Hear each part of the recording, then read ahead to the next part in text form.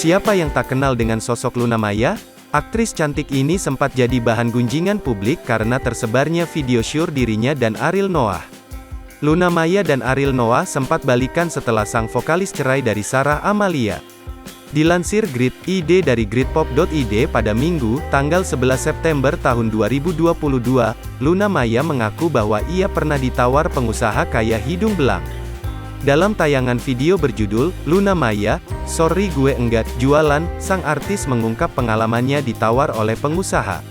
Ini cerita tentang apa ya? Ini cerita tentang bagaimana banyak orang salah persepsi dan salah apa ya, kata Luna. Salah mikir kali, enggak tahu deh, lanjut mantan Ariel itu.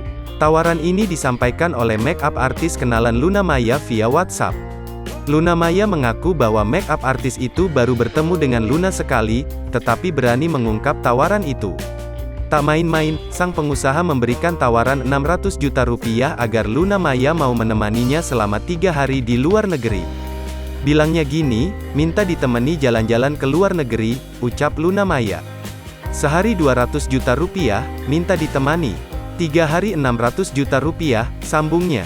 Walau kesal dengan tawaran yang lancang ini, Luna Maya mengaku tetap bersikap tenang walau dalam hati gregetan. Ini yang dalam pikiran aku, dalam otak aku saat itu kayak kalau lo ada di depan gue cekik lo, ujar Luna Maya.